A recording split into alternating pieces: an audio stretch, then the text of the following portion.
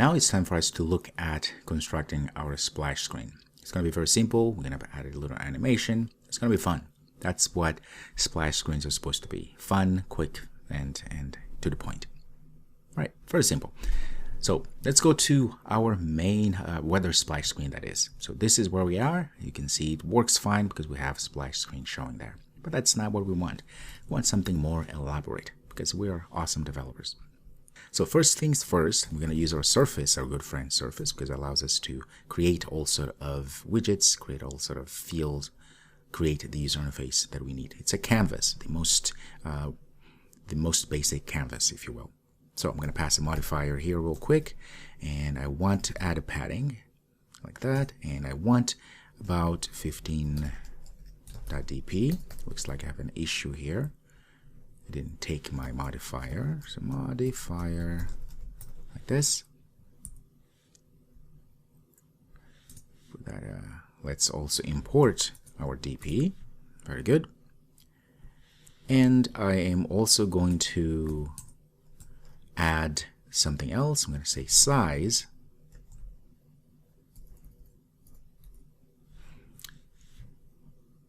Put this in the line. And also I'm going to add a size. I wanted to control this size of this canvas surface. It's 330.dp. And then I'm going to also pass a shape that I want this to have. It's going to be a circle shape. Very convenient. Give it a color. Let's say color. Give it a white. And I'm going to add a border. This border, I'm going to use a border stroke. And I'm going to pass the width of this border. It's going to be about 2 dp. And give it a color of color. A light gray as such. All right. So what we're doing here, we're going to try to create this structure here. Okay. So inside of this structure, of course, what I want is I want to have this icon and of course a text, something like that. Well, that tells me two things. It tells me that I should have a structure, a layout structure, widget that will allow me to do so. Add things vertically. And yes, a column is the best candidate. So column.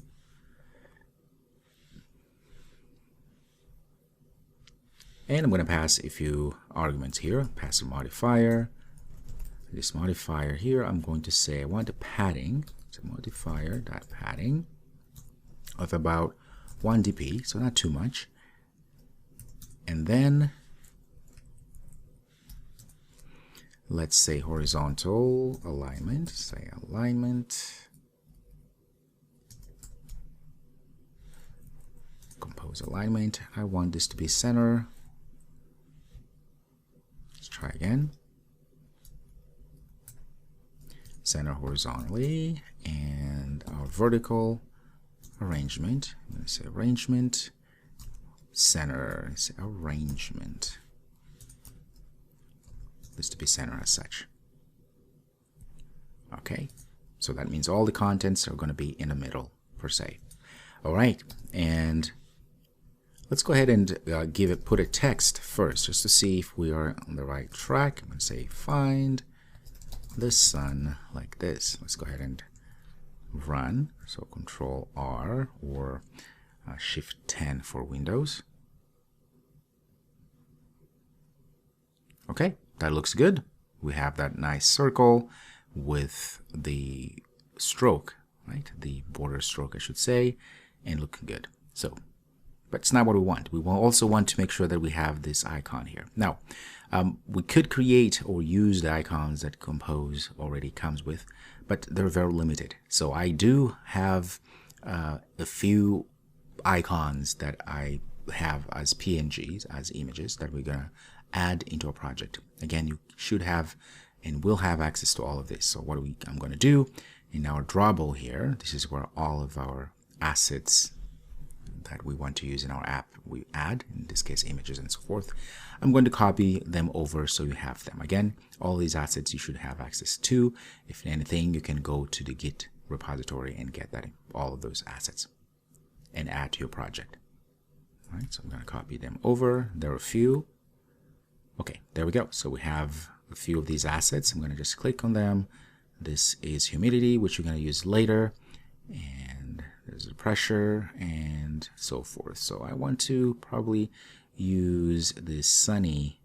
I'm going to use this one, right? Because that looks exactly like that. All right, that's what I'm going to be doing. And we have all that information. So how do we create or add an image? Well, luckily, we do have a widget or a composable that we can use. If I go ahead and say image as such, you can see there's different flavors of image composable functions here. The one we want is the first one, which allows us to pass a painter object. Okay, so hit enter, and then here I'm going to pass the actual object or the actual image. So how do we do that? Well, first of all, because we said we want to pass a painter object, I'm going to say painter like that, and voila. Enter, and here I'm going to pass a painter resource ID. What that means is we need to go and fetch this ID that we get from Drawable to get the image. Ah, very good.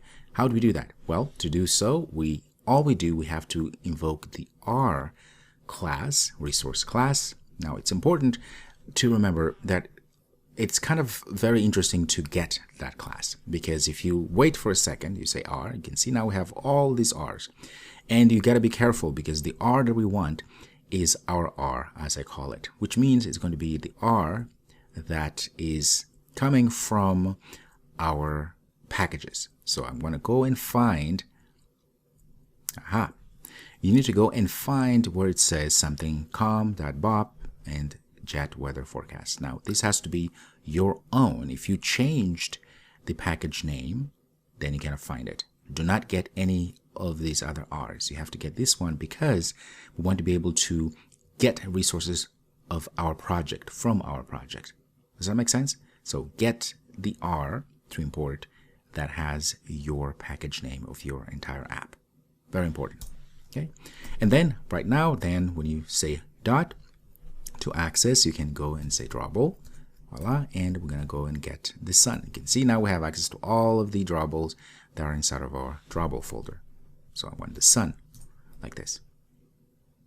Okay, very convenient, very good. And because we need to pass a content description for visually impaired users, we can say that this is a sunny icon. Okay, there we go. Now I want to do something else to this image because I want to make sure that it's small and it fits correctly. So what I can do, I can pass a modifier, of course, afterwards. And then I'm going to use the size to say, well, I want this to be about 95, 96 dp. Okay. And before even that, I'm going to also pass a content scale like this. And I'm going to say content scale, I want this to fit. Now, there are different variables I can pass here. Right? You can say crop, fill bonds, fill height, inside, none, and so forth. And you can explore all of those if you want to. But fit is perfect because everything is going to fit perfectly. Okay, let's see now how this will look. Let's run. Aha, that looks very nice. Almost like what we have here. That means then there's something else we need to do because see, find the sun, in this case here, we have this different color and looks much better this way. So we need to work on our text. That's very easy. All we have to do now, we have to style our text. So I'm going to say style. And I'm going to use material, theme, and use typography. I'm going to use H5 like this to be slightly larger. I'm going to give it a color. And this color, in this case, I want it color light gray, right? So it's going to be something like that, hopefully. Let's go ahead and run.